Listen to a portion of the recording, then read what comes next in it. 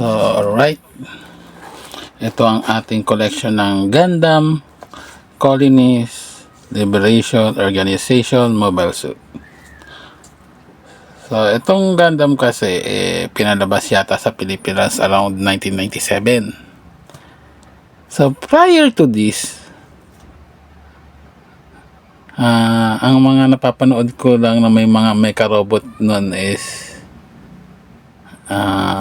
Voltes 5, Diamos, Combat Derby, yung mga 1:1 na isang robot, isang taong pilot. Ang naalala ko noon, Diamos isa, one of them. Then, kung alam nyo yung Macross, meron din. Parang ang Raijin O yata, tatlo sila, hindi ko matandaan. Laserion, kung na may nakakalala sa inyo kay Laserion, 1:1 din yun. So, yung iba naman na may mameka, katulad ni Bismarck, o kilala si Bismarck sa Saber Riders of the Star Sheriff, tatluhan sila, di ba? So, ito yung mga mekang kinalikahan ko dati. Meron pa ba akong nalimutan? Voltron, lima naman sila.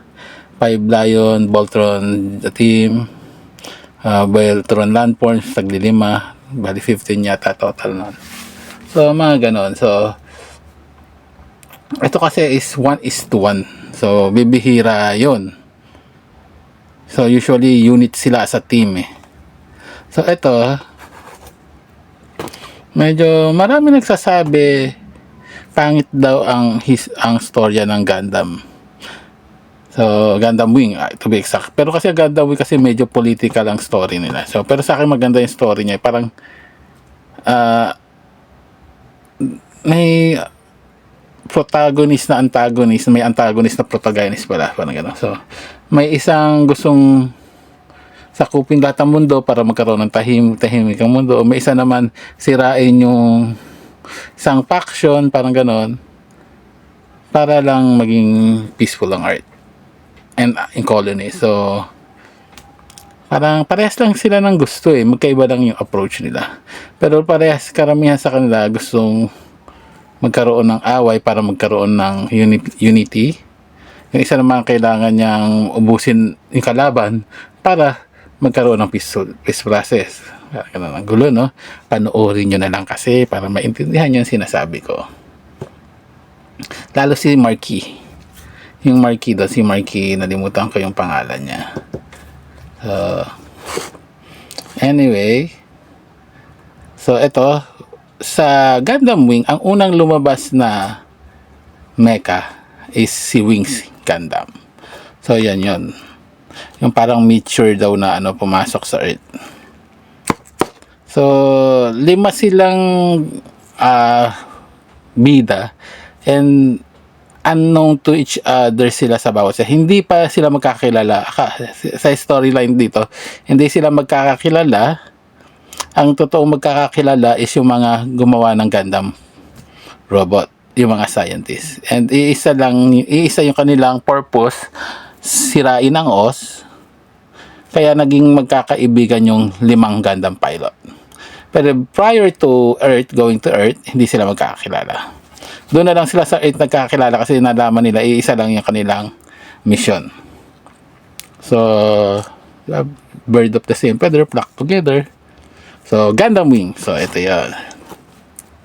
So, nagustuhan ko istorya niya, kaya pinanood ko siya. So, itong wing naman na to, si Gundam Wing. So, ang title kasi ng is Gundam Wing, di ba? Pero ang pinaka pangalan nitong robot na to is Wing. Pero, 5 sila sa storyline. So, ang pilot niya si Hiroyu. Then, itong line na to, actually, 5 to. Actually, 6 pangalan kung isasama mo si Zero. For the longest time dati, hindi ko mabili-bili si Sandrak. Ang hirap hanapin ni Sandrak. Hindi ko alam bakit. May nagbebenta, para kunyari, ang price nito, this one is, magkano na ba ito? Yan yung price, yan. 11999, di ba? So, si Sandrak, sa sobrang limited niya, may nakikita ko nagbebenta 1825, parang ganon. So, tinubuan. So, hindi ko alam kung may nag-hoard ba ni Sandrak, kaya mas konti siya. Kaya hindi mo makompleto yung set. Pag pupunta naman ako sa mga cosplay or mga toy con, ang binibenta nila 5 agad, 7,000. Limang set, 5 robot, isang set na set. Hindi naman pwede i-split. So, hindi ko siya nabili, actually. For the longest time, naka-box lang to hanggang ngayon. Siguro mga 3 to 4 years na to, baka umabot pa nga ng mga 5 years na sa akin. So, yan, So, unang wing niya, unang Gundam, si Wing. Yan. So, yan o, may tape pa. Yan siya. So, 162 ang kanyang, si code niya is 162. Teka, no ba? Yan, si 162, Gundam Wing. So, sa episode, sunod na lumabas si Death Psych.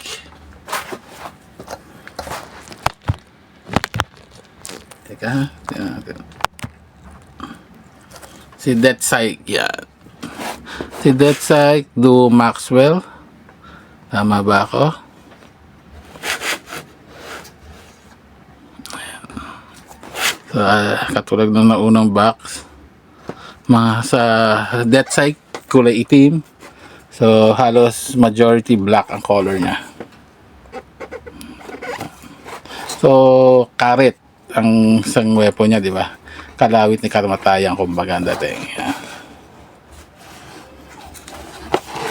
Yeah.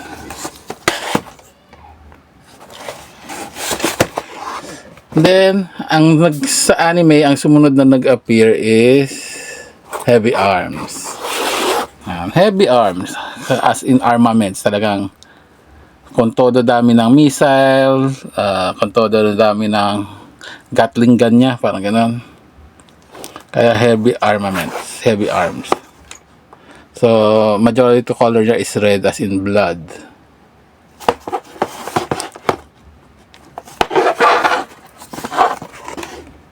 Yan. So, hindi pa rin natin yan sa bubuksan. Then, ang sumunod ay si Sandrak.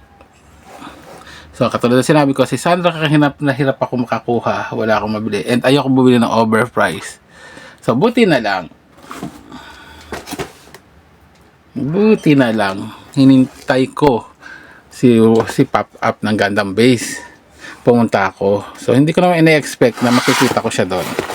Yan, bago tsaka tinchuletsyon. 1,045 lang. Yan. Press from Japan. Yan, si Sandrak, Gundam Sandrak. So, kung makikita nyo, nakalagay XXG01SR, Sandrak yung SR01. Yung 010S2 kasi, yung second version nila yung nag-upgrade sila. So, hindi ko lang alam kung meron bang laruan na mayroon ng upgrade version nila na HG. HG is 1.44. Yan. Ang size niya is high grade 144. Bandai. Blue na rin to. So,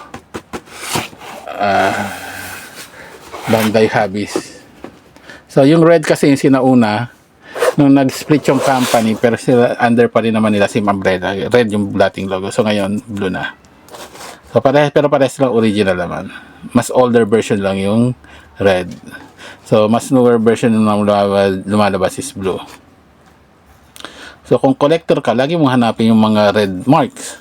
Kasi, mas matanda yun nagawa. So, kung ito, kumbaga, yung mga 1995, 97 version, red marks yun, yung nagawa na laruan. Ito, itong latest na lang, mga 2,000 plus na siguro. Yan, so, Shenlong. Si Wufei. Diba? So, may ano siya, parang dragon. Yung arm niya. Blue, red, green. Pero majority is blue ang kanyang ano, kulay. Si Sandra kasi palang black and gray. Meron siya, may yellow din. So, si Sandra kasi saka si Duo Maxwell halos magkaparehas ang color scheme. So, ayan. So, hopefully, sa mga susunod na araw, mabuo natin siya after so long. Ayan. Ayan. O, yan. Hindi makita yan. So, ayan. Actually, meron din tayo nung eto, kasama nila dyan si Gundam Zero naman. Yan. Colonies and Deliberation. So, hindi na, sa susunod natin kukunin sila mga, gusto ko kasi makuha din si Mercurius, Venus, Tolgis, saka si Epion na HG. Wala pa akong mga ganun HG. So, ayun yung susunod natin sa collection. Yan. Okay, until next video tayo. Bye!